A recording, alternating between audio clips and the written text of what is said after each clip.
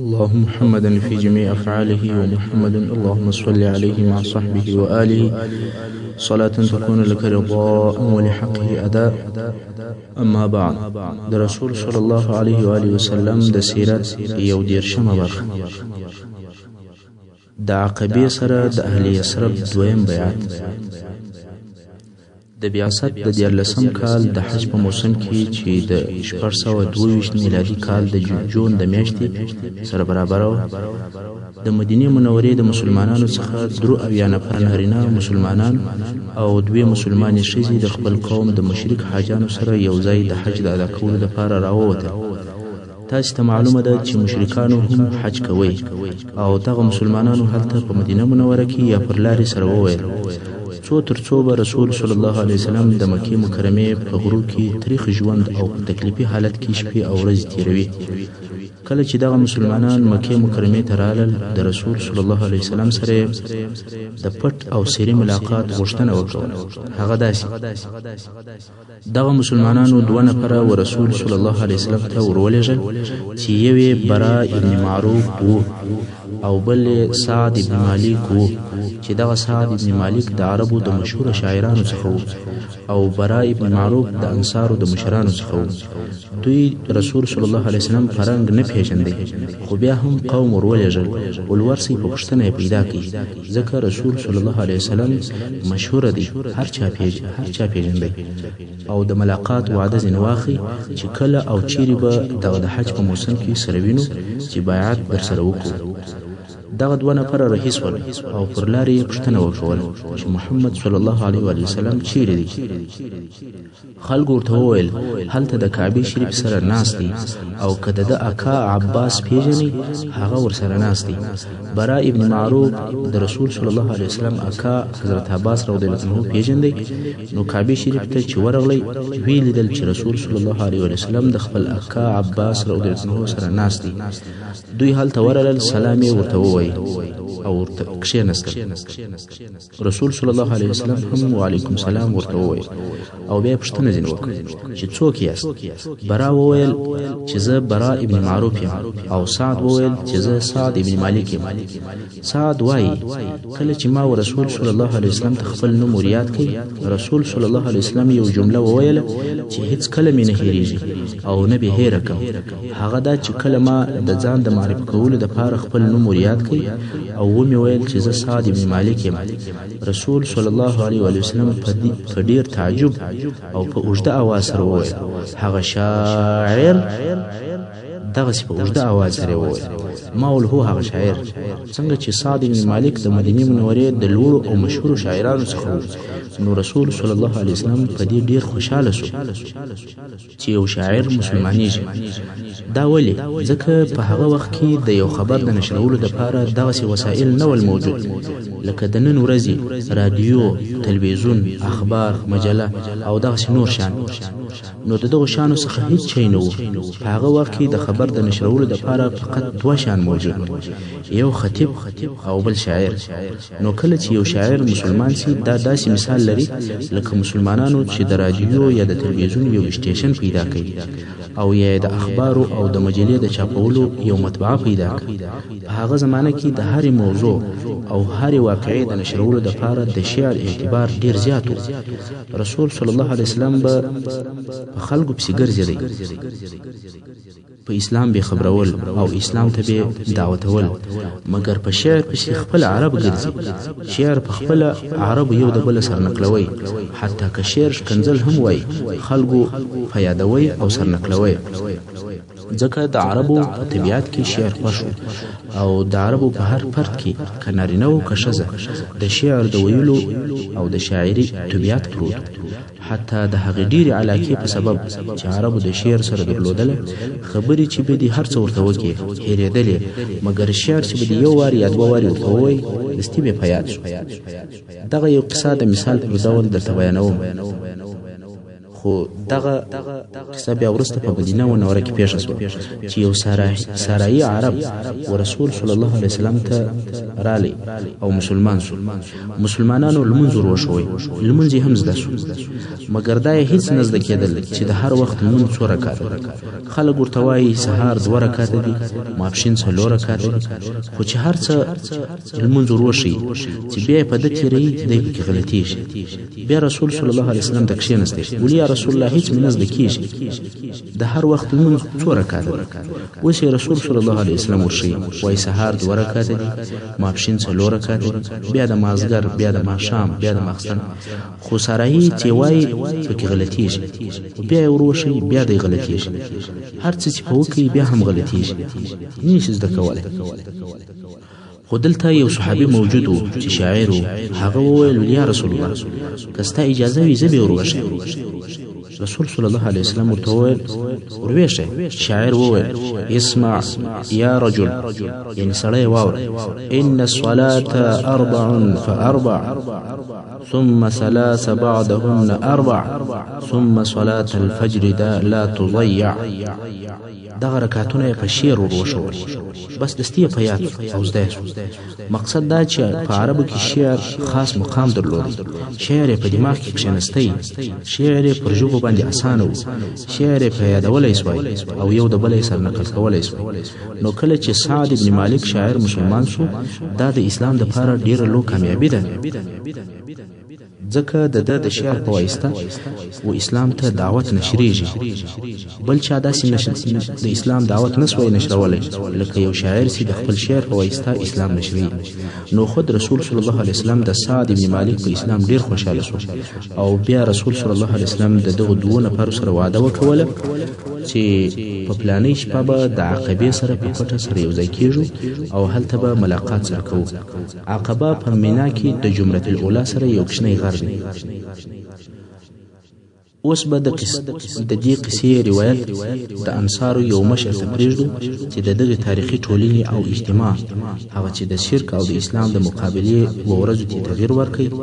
او حالاتو ته تغییر ورکوي چې دا صحابي به پخپله راته بیان کړي. کعب ابن مالک الانصاري رضی الله عنه وایي موږ د مدینې منورې څخه د حج دپاره مکې مکرمې ته رالو او د رسول صلی الله علیه وسلم سره مو د ایام تشریق د منځ په شپو کې د عقبې سره د ملاقات وعده وکړه. څو هغه شپه راورسېدله چې موږ د رسول صلی الله علیه وسلم سره په هغه شپه د ملاقات وعده درلوده. په دې سفر کې پر نور مشرکانو علاوه زموږ د قوم د مشرانو څخه یو مشر او زموږ د اشرافو څخه یو شریف نفر چې عبدالله ابن عمرو ابن حرام چې دی هم مشرک و، دا هم راسره و. که څه هم موږ خپل حال زموږ د قوم له مشرکانو څخه پټ ساتلی و، خو دغه عبدالله ابن عمرو د دې سره مو په دې باره کې خبرې وکولې او موږ ورته وویل یا ابا جابر ته زموږ د اشرافو او د مشرانو څخه یو شریف او یو مشر یې، موږ دغه ستا په حال باندې نه یو خوښ، موږ نه غواړو چې سبا د دوزخ اور په تا بلې شي. بیا مو اسلام ته دعوت کوي او د رسول صلی الله علیه وسلم د ملاقات په وعده مو هم خبر کوي. عبدالله ابن عمر اسلام قبول کړي او عقبې ته هم را سره حاضر شو او د 12 نقیبانو د جملې څخه هغه چې په وروسته کې وټاکل شول دی هم یو نقیب و. کعب ابن مالک رضی الله عنه وایي موږ هغه د وعدې په شپه باندې د خپل قوم سره چې مشرکان ول په خپل ځای کې بيدو شو. کله چې د شپې 3 حصہ تېره شوه موږ مسلمانان د رسول صلی الله علیه وسلم سره د وعده وځای ته یو او په پټه رهي شو څو د عقبې سره په هغه شیله کې ټول سره یو ځای شو. موږ ټول 3 نفره نارینه وو او 2 ښځې را سره وې چې یوه نصیبه بنت کعب چې په ام عماره باندې مشهوره وه او بله اسماء بنت عمرو وه چې ام منیع یا ام منیع ورته ویل کېدل. موږ په دغه شیله کې سره یو ځای شو او د رسول صلی الله علیه وسلم د راتګ انتظار مو کوو څو چې رسول صلی الله علیه وسلم رالی او د سره د اکا عباس ابن عبد المطلب هم ورسره و او عباس په دغه وخت کې د خپل قوم پر دین و، خو بیا هم دا خوښه وبلل چې د خپل وراره په معامله کې حاضر وي او ځان ته پوره اطمینان حاصل. موږ مخکې وویل کله چې برا ابن معروف او سعد ابن مالک د رسول صلی الله علیه وسلم سره د ملاقات وخت او ځای ټاکي، عباس رضی الله عنه هم هلته حاضر و. دغه دوه نفرو نه غوښتل چې د عباس رضی الله عنه په حضور کې دغه د ملاقات خبرې وشي، ځکه عباس رضی الله عنه هغه وخت اسلام ته لا نه و داخل شوی. خو رسول صلی الله علیه وسلم ورته وویل خبرې په ښکاره سره کوي، دا زما اکا دی، مطمئنه اوسئ. نو د ملاقات وعده د عباس رضی الله عنه په حضور کې وشوه. کله چې بیا د وعدې شپه راورسېدله، عباس رضی الله عنه رسول صلی الله علیه وسلم ته ټینګ شو چې زه هم در سره ځم، او رسول صلی الله علیه وسلم هم د ځان سره ملګری. کعب ابن مالک رضی الله عنه وایي اول هغه څوک چې په دغه اجتماع کې خبرې وکړي هغه عباس ابن عبدالمطلب د رسول صلی الله علیه وسلم اکا و، او په پوره صراحت سره دغه مسؤلیت چې زموږ انصارو پر غاړه باندې راولیدی د هغو خطرونه راته بیان کړل او ویې ویل یا معاشر الخزرج، محمد صلی الله علیه و وسلم په موږ کې هغه مقام لري چې تاسو ته در معلوم دي. موږ د هغو کسانو څخه ساتلی دي چې د رسول صلی الله علیه وسلم مخالف دي. دی صلی الله علیه وسلم په خپل قوم کې په عزت دی او د دشمنانو څخه ساتل شوی دی. خو رسول صلی الله علیه وسلم ستاسې په غوښتنه اوس غواړي چې ستاسې سره ولاړ شي. که تاسې په هغه څه سره وفا کولی شئ چې د ده سره مو وعده کړې ده او د ده د مخالفینو څخه یې ساتلی شئ، نو تاسې او دغه مسؤلیت. او که تاسې د رسول صلی الله علیه وسلم د درتګ یا در هجرت کولو وروسته رسول صلی الله علیه وسلم یوازې پرېږدئ او د رسول صلی الله علیه وسلم او دشمنانو ته ورتسلیموئ، نو د اوسه څخه یې لا پرېږدئ، ځکه دی صلی الله علیه وسلم اوس په خپل قوم او په خپل ښار کې په عزت او ساتنه کې دی. کعب رضی الله عنه وایي موږ و عباس رضی الله عنه ته وویل موږ ستا خبرې واورېدې او اوس ته خبرې وکړه یا رسول الله، ستاسې د دې ځای او د دې خبرې په معنا باندې پوه شوه. د دې مطلب دا دی یعنی موږ په ټینګ عزم او ثابت تصمیم په پوره شجاعت او په کامل ایمان په صدق او په اخلاص سره دغه لوی مسؤلیتونه قبلوو او هغه خطرناک عواقب تحملوو. خو یا رسول الله صلی الله علیه و وسلم ته دې خپل شرطونه ووایه. بیا نو رسول صلی الله علیه وسلم خپل خبرې وکړي او بیعت پای ته ورسېد. اوس نو په دې بیعت کې چیش وویل شول او تر بیعت د مخه کومې خبرې وشوې، د دواړو طرفو د خواڅه څه وویل شول، تاسې ښه متوجه شئ. د مسلمانانو دپاره واقعي اسلام دغسې وي. امام احمد رحمه الله په خپل مسند کې د دغه بیعت مادې یا بندونه په تفصیل سره بیانوي او وایي چې جابر رضی الله عنه وایي موږ و رسول صلی الله علیه وسلم ته وویل یا رسول الله پر چی شي بیعت در سره وکړو؟ رسول صلی الله علیه وسلم وفرمایل اول د ضعف او د قوت په وخت کې به زما اوامر اوري او قبلوي به. دویم د پراخي او د مفلسي په وخت کې به ما او زما ملګرو ته نفقه راکوي. دریم امر بالمعروف او نهي عن المنکر به کوي، یعنی خلق به په ښو کارو امر کوي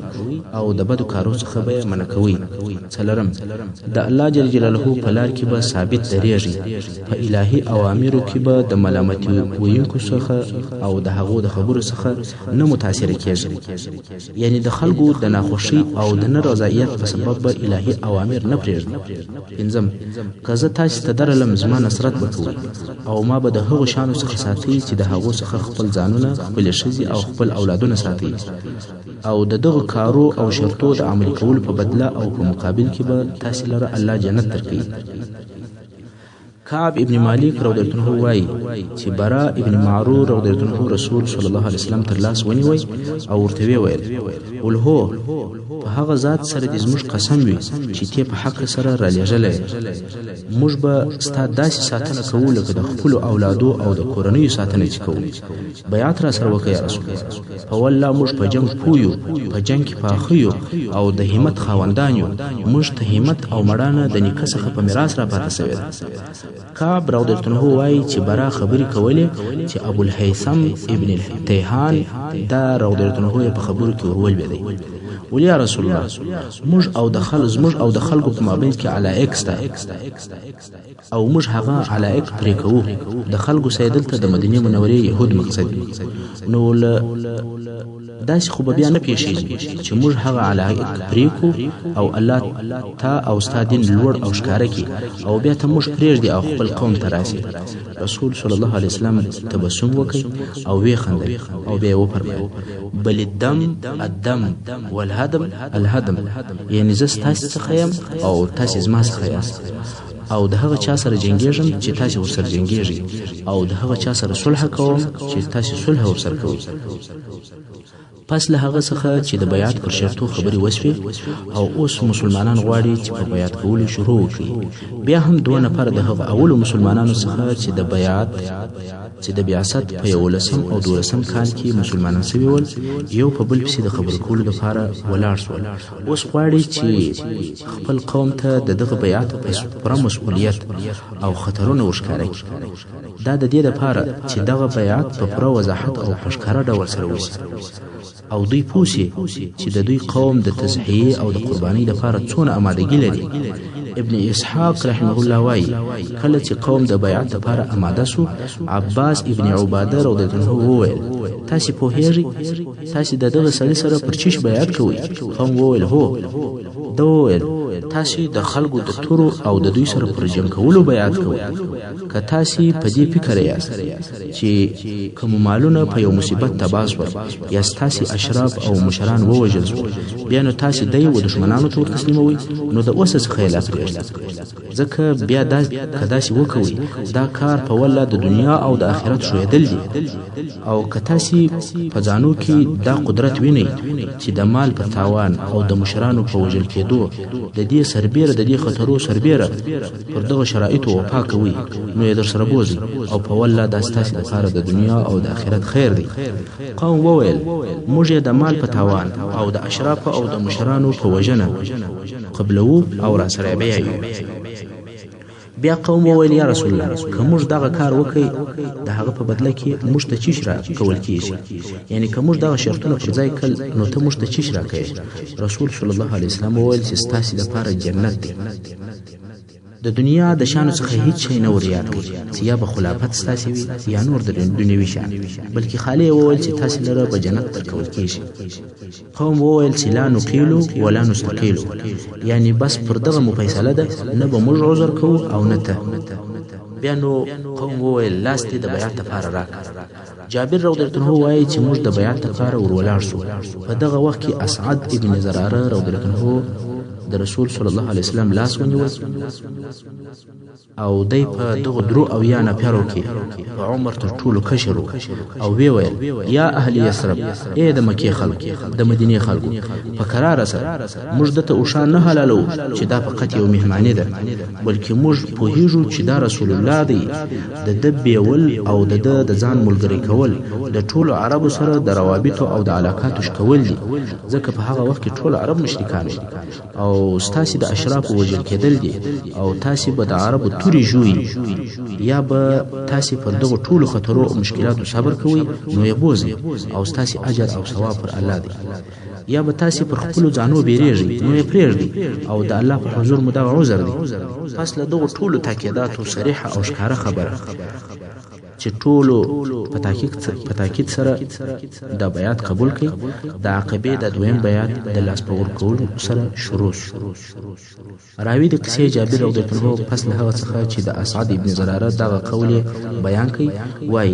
وای قوم ورته وویل یا اسعد لاس دې ایسته کړه په والله موږ دغه بیعت نه پرېږدو او نه پر پښیمانه کیږو دلته نو اسعد رضی الله عنه په دغه لار کې د قوم د قربانۍ او د استقامت اندازه ور معلومه شوه او پر هغه یقین شو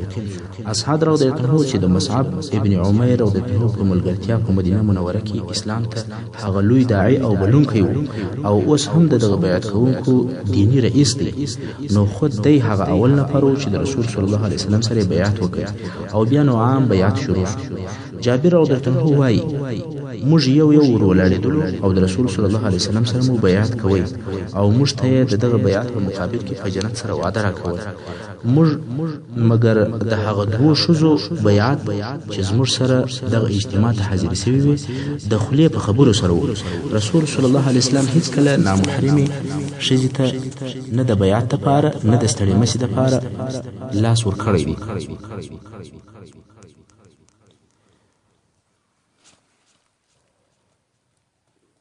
دغه بیعت په اسلام کې پر جنگ او پر جهاد اول بیعت او دغه بیعت ته په سیرت او اسلامي تاریخ کې بیعت العقبه الثانیه ویل کېږي اوس به دا بیان درته وشي چې 12 نفره نقیبان څنګه وټاکل شول پس له هغه څخه چې بیعت پای ته ورسېدی رسول صلی الله علیه وسلم د دوی څخه وغوښتل چې د خپل میان څخه 12 نفره مشران وټاکي چې هغه به پر خپل قوم نقیبان وي یعنی د خپل قوم له طرفه دغه بیعت د بندو یا د مادو د عملي کولو مسؤله او ضامنان دوی دي ډیر ژر او په دغه وخت کې دغه 12 نفره وټاکل شول چې 9 نفره د خزرج د قبیلې څخه ول او 3 نفره د اوس د قبیلې څخه ول او دغه نقیبانو نمونه په دې ډول سره هغه کسان چې د خزرج قبیلې څخه ول هغه اول اسعد ابن زراره ابن عدس دویم سعد ابن ربيع ابن عمرو دریم عبد الله ابن رواحه ابن ثعلبه څلورم رافع ابن مالك ابن عجلان پنځم براء ابن معرور ابن صخر شپږم عبد الله ابن عمرو ابن حرام وم عبادات ابن سامد ابن قيس اتم سعد ابن عباده ابن دليم نم منذر ابن عمرو ابن خنيس او هغه کسان چې د اوس د قبیلې څخه ول هغه اول اسید ابن حضير ابن سماك دویم سعد ابن خيثمه ابن الحارث دریم رفاعه ابن عبد المنذر ابن زبير کله چې دغه مشران یا نقیبان وټاکل شول رسول صلی الله علیه وسلم د هغو څخه د مشرانو او د رئیسانو په صفت بل عهد او وعده واخیستله او ورته ویې فرمایل تاسې د خپل قوم داسې کفیلان او ضامنان یاست لکه حواریین چې د عیسی ابن مریم علیه السلام ضامنان او کفیلان ول هغه ویل هو بیا رسول صلی الله علیه وسلم وفرمایل چې زه د خپل قوم کفیل او ضامن یم دلته به دا بیان درته وشي چې شیطانان په دې بیعت باندې خبر شول اوس چې عهد او بیعت پای ته ورسېدی او قوم غواړي چې سرجلا شي په دغه اخرنیو وختو کې د شیطانانو څخه یو نفر دغه مجلس او د هغه نتیجه کشف کړه او شیطان د وخت د لږوالي په سبب نسوی کولای چې د قریشو مشرانو ته دغه خبر ورورسي او هغه ناڅاپه دلته د غشیلې ته د دوی اجتماع ته راولي نو دغه شیطان پر یو لوړ غونډۍ باندې ودرېدی او په لوړ اواز سره نارې کړه یا اهل الجباجب یا اهل الجباجب هل لكم في مزمم والصبأة معه قد اجتمعوا على حربكم یعنی ای د خیمو خلقو ای بدو خلقو آیا تاسې خبر یاست چې مزمم او هغه خلقو چې د دینه اوښتي دي ستاسې پر جنگ اتفاق وکړي شیطان علیه اللعنه دلته د محمد صلی الله علیه وسلم پر ځای باندې مزمم ووایي ځکه کفارو د خپل عناد او عداوت په سبب د محمد صلی الله علیه وسلم نوم و مزمم ته اړولی محمد د حمد څخه دی چې ترجمه یې دا ده چې ښه پر ویل سوي دوی دا محمد و مزمم ته اړولی و یعنی چې بد پر ویل سوي خو رسول صلی الله علیه وسلم فرمایي الله زه د کفارو د بد ویلو څخه خلاص کړی وم ځکه دوی به مزمم ته بد ویل او زه خو مزمم نه یم زه محمد یم شیطان په لوړ اواز دغه ناره وکول رسول صلی الله علیه وسلم وفرمایل دا د عقبې شیطان دی او وی ویل والله یا عدو الله تا ته به در فارغ شو ای د الله دشمنه رسول صلی الله علیه وسلم مسلمانان امر کړ چې خپل ځایو ته ولاړ شي دغه د شیطان ناره د مینا ټول خلکو که مسلمانان ول که کفارو هغه ټول واوریدل سعد ابن معاذ رضی الله عنه چې دغه ناره اوریدلې و ولاړ شو او توره یې پورته کړ ولیا رسول الله قسم په هغه ذات چې ته په حق سره را لېږلی کستا خوښه او اجازه وي د ټولو مینا پر خلکو به سبا په توره حمله و سبحان الله د اولې لحظې څخه د رښتیاو میدان رالی او دغه درو اویا نفره دونه امادګي او دونه شجاعت ښکاره کوي چې یوازې دوی د ټولو حاجانو سره نه بلکې د ټولو مشرکانو سره اوس جنګېږي د دوی اخلاص او صداقت همت او مړانه د اولې لحظې څخه ثابته شول خو رسول صلی الله علیه وسلم وفرمایل په دغه نوی امر سي مګر خپل ځایو ته ولاړ سي. نو خلک ولاړل او تر سهاره بیده شول. قریش چې دا خبر واورېدی په دوی کې بیره او تشویش پیدا شو، ځکه دوی د دغسې بیعت خطرناک عواقبو پوره پوهېدل چې د دوی مالونه او ځانونه څونه په ضرر کې ولیږي. نو تحقیقات شروع کړل چې زموږ پر جنگ چا او څنګه اتفاق کړی. د تحقیقات نتیجه په یقیني ډول سره نه بلکې په خیالي او اشتباهي ډول سره دا راووتل چې شای اهل یثرب د رسول صلی الله علیه وسلم سره اتفاق کړی. په سهار کې قریشو چې کوم مشران ول سره راټول شول د اهل یثرب خیمو ته ورغلل چې پر دغه معاهده خپل شدید احتجاج وړاندې کړي. نو یې ورته وویل یا معاشر الخزرج، موږ ته خبر راغلی دی چې تاسې دغه زموږ نفر ته راغلي یاست،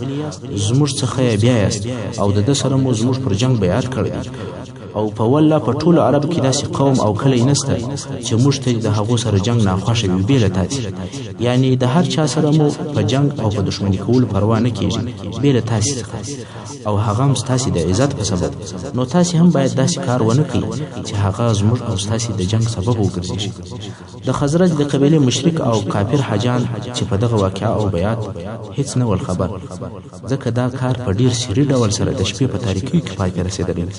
هغه په قسمو شروع وکړه، وایي په والله هیڅ نه ده پیښه سوې او موږ په هیڅ نه یو خبر. خو قریش و عبدالله ابن سلول ته ورغلل، هغه هم ورته وویل دا ناحقه خبرې دي، داسې هیڅ نه ده پیښه سوې او زما قوم زما څخه داسې کار نه پټوي. که دوی داسې مهم کار کولی خامخا یې زه د دغه امیر ګرځولم. مګر هغه مسلمان حاجان چې دغه اجتماع ته حاضر سوي ول او دغه اتفاق یې کړی یو بل ته سره ګوري او پټه خوله دي، هیڅ نه وایي، نه د هو خبره کوي او نه د یا خبره کوي. قریشو د یثرب د کفارو خبره ومنله او نا امیده مکې مکرمې ته ولاړل او دوی دا ومنل چې دغه د رارسېدلی خبر درواغ دی. خو بیا هم په دغه باره کې معلومات کوي، بحث او څېړنې کوي تر څو دې نتیجې ته ورسېدل چې هو دا خبره صحیح ده او بیعت هم سوی دی. خو دا معلومات هغه وخت ورته یقیني سو چې حاجان د خپلو وطنو و طرف ته رهي سوي وو. نو قریشو ډېر ژر خپل فارس پهلوانان ولېږل چې د یثرب حاجان راوګرځي. مګر دا کار پس له ډېره وخته سو. حاجان ټول ځینې تللي ول، فقط 2 نفره یې وروسته پاته وو چې یو یې سعد ابن عباده او بل منذر ابن عمر رضی الله عنه. قریشو د هغو د نیولو کوشش وکړ، مګر منذر رضی الله عنه بیا هم ځینې ولاړ او سعد رضی الله عنه یې ونیوی، لاسونه یې په غاړه کې وتړل، په وهلو او په کشولو یې مکې مکرمې ته راوستل. دلته یې وهي او دغه پوښتنې ځین کوي چې تاسې د محمد صلی الله علیه وسلم سره اتفاق کړی دی. سعد رضی الله عنه انکار کوي. سعد وایي د دغه وهلو په وخت کې یو جګ سپین پوستی سړی راغلی چې ښه روښانه مخ یې و. دا سړی د قریشو یو مشر معلومېدی. سعد وایي چې زما دا امید ورته پیدا شو چې شاید دغه سړی به مې د وهلو څخه خلاص کړي. نو مې ورته وویل چې د دغه خلکو څخه مې خلاص کړي. هغه سړی چې رانږدې شو نو په خپله یو ټینګ سوک وویل او بیا وروسته پوه شوم چې دغه سړی ابو جهل علیه لعنه. سعد وایي چې سبحان الله، شکل یو شی او عمل بل شی. د قریشو دغه وهل دوام لري. قریش غواړي چې سعد ابن عباده اقرار وکړي او وهي خدای بالکل منکر دی. په حاضر خلکو کې یو نفر ناست دی او دغه وهل ویني، نو زړه یې پر وسوځل. ورته ویل چې یا سعد، د قریشو د مشرانو څخه یو څوک نه پیژنې چې خلاص دي؟ سعد وویل هو پیژنم. ول څوک پیژنې؟ ول مطعم ابن عدي او حارث ابن حرب پیژنم. اصلا د دغه 2 نفرو تجارتي قافلې د سعد ابن عباده رضی الله عنه په جوار کې د مدینې منورې په منطقه کې تیرېدلې. دغه سړی د باندې ووتی، نارې یې کړې ولیا مطعم ابن عدي یا حارث ابن حرب، یو سړی چې د باندې څخه د مکې مکرمې او حدود ته راغلی دی او تر وهلو لاندې دی، ستاسې په نامه باندې نارې وهي. دغه 2 نفر راغلل، ویلیدل چې دغه نفر د مدینې منورې د مشرانو څخه یو مشر سعد ابن عباده دی او اوس ویل کېږي. نو یې جوار ورکړ. سعد رضی الله عنه د وهلو څخه خلاص شو او بیرته مدینې منورې ته رهي شو.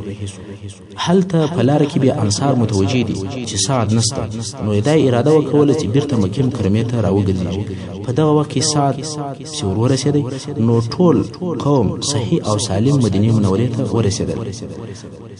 دا د د عقبې سره دویم بیعت و چې بیعت العقبة الکبرى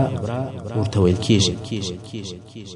محترم اوریدونکو، څنګه چې وخت پای ته ورسېدی، زموږ پاته بحث د سیرت په راروانه برخه کې واورئ. وصلی الله تعالی علی خیر خلقه محمد و آله و اصحابه و اهل بیته اجمعین.